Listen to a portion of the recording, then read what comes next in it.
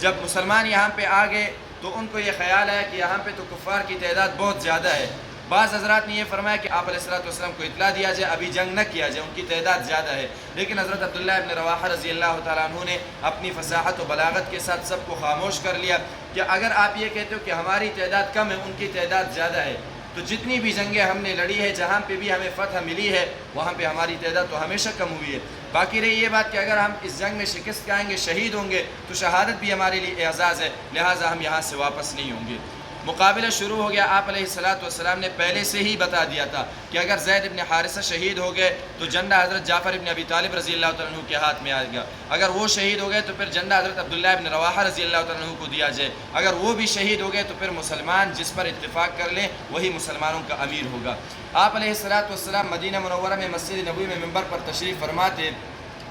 صحابہ کرام کو حالات بیان فرما رہے تھے، معجزانہ طور پر تمام پردے ہٹا دیے گئے، آپ علیہ السلام جنگ کا منظر دیکھ رہے تھے۔ آپ علیہ السلام نے صحابہ کرام کو بیان فرمایا کہ زید ابن حارثہ شہید ہو گئے۔ جھنڈا آ گیا حضرت جعفر ابن ابی طالب رضی اللہ تعالیٰ عنہ کے پاس، حضرت جعفر ابن ابی طالب رضی اللہ تعالیٰ عنہ بھی شہید ہو گئے، اور ان کی شہادت بھی عجیب انداز میں ہوئی کہ ایک کافر نے ان پر حملہ کر لیا، ان کے دائیں ہاتھ کو کاٹ دیا، انہوں نے جھنڈے کو گرنے نہیں دیا، بائیں ہاتھ سے پکڑ لیا، اس نے پھر حملہ کر لیا، بائیں ہاتھ کو بھی شہید کر لیا، لیکن پھر بھی انہوں نے جھنڈا کو گرنے نہیں دیا۔ بالآخر اس کافر نے ایک زوردار وار کر لیا، جس کے نتیجے میں حضرت جعفر ابن ابی طالب رضی اللہ تعالیٰ عنہ شہید ہو گئے، لیکن صحابہ کرام نے جھنڈے کو گرنے نہیں دیا۔ آپ علیہ السلام نے فرمایا کہ حضرت جعفر ابن ابی طالب بھی شہید ہو گئے، اب جھنڈا عبداللہ ابن رواحہ رضی اللہ تعالیٰ عنہ کے پاس آ گئے، حضرت عبداللہ ابن رواحہ رضی اللہ تعالیٰ عنہ نے لشکر کو سنبھالا، لیکن وہ بھی شہید ہو گئے۔ پھر جھنڈے کو حضرت ثابت ابن ارقم رضی اللہ تعالیٰ عنہ نے اٹھایا، اور انہوں نے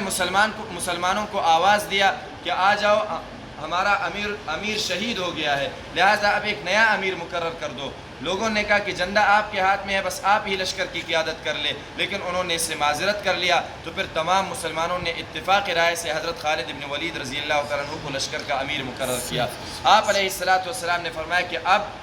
لشکر کا جھنڈا سیف من سیوف اللہ حضرت خالد ابن ولید رضی اللہ تعالیٰ عنہ کے ہاتھ میں آ گیا۔ حضرت خالد ابن ولید رضی اللہ تعالیٰ عنہ نے اس دن تو کسی طرح لشکر کو سنبھالا، اگلے دن انہوں نے پورے لشکر کا زاویہ تبدیل کر لیا۔ لشکر کا ایک حصہ ہوتا ہے جو دشمن کے آمنے سامنے ہوتا ہے، انہوں نے کیا کر لیا کہ اس سامنے والے حصے کو پیچھے بھیج دیا، اور پیچھے جو لوگ تھے ان کو آگے لایا۔ لشکر کا ایک حصہ دائیں طرف ہوتا ہے اور ایک یسار بائیں طرف ہوتا ہے، انہوں نے ان کی جگہ بھی تبدیل کر لیا، دائیں والوں کو بائیں طرف بھیجا، بائیں والوں کو دائیں طرف بھیجا، اور مرکز کو خود انہوں نے سنبھالا۔ اس کا فائدہ کیا ہوا؟ اس کا ایک فائدہ تو یہ ہوا کہ وہ لوگ جو پیچھے تھے وہ تازہ دم تھے، تو وہ اچھی طرح لڑائی بھی کر سکتے تھے، اور پھر جب کافروں نے نئے چہرے دیکھے تو ان پر روب پڑ گیا کہ ابھی مسلمانوں کے لیے کہیں نہ کہیں سے مدد آ گئی ہے۔ دوسرا کام انہوں نے یہ کر لیا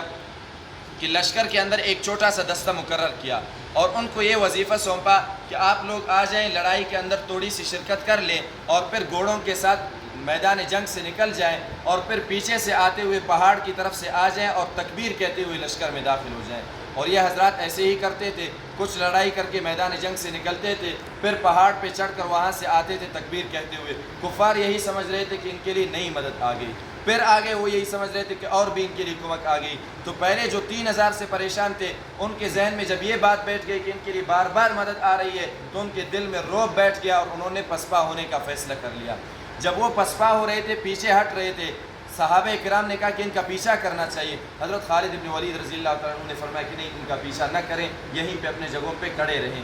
انہوں نے بلکہ یہ بھی حکم دیا کہ آپ لوگ بھی پیچھے ہٹ جائیں۔ کافروں نے دیکھا کہ جب وہ بھی پیچھے ہٹ رہے، ان پر مزید روب بڑھ گیا کہ ایسا نہ ہو یہ پیچھے ہٹنا ان کا ایک اور جنگی چال نہ ہو۔ اس طرح کفار پسپا ہو گئے، چلے گئے، اور مسلمان آ گئے مدینہ منورہ۔ اب اس جنگ میں مسلمانوں کو فتح ہوئی تھی یا شکست؟ بعض رات نے ظاہری پسپائی کو دیکھ کر کہا ہے کہ مسلمانوں کو شکست ہوئی تھی، اس لیے کہ مسلمان پیچھے ہٹ گئے تھے، لیکن صحیح قول ہے کہ مسلمانوں کو اس جنگ میں اللہ تعالیٰ نے فتح سے نوازا تھا۔ 1,00,000 کا مقابلہ 3,000 آدمیوں نے استقامت کے ساتھ کر لیا، اور اسی وجہ سے جب یہ لشکر واپس آ رہا تھا تو آپ علیہ السلام ان کے استقبال کے لیے مدینہ منورہ سے بہت دور آگے نکل گئے ان کے استقبال کے لیے۔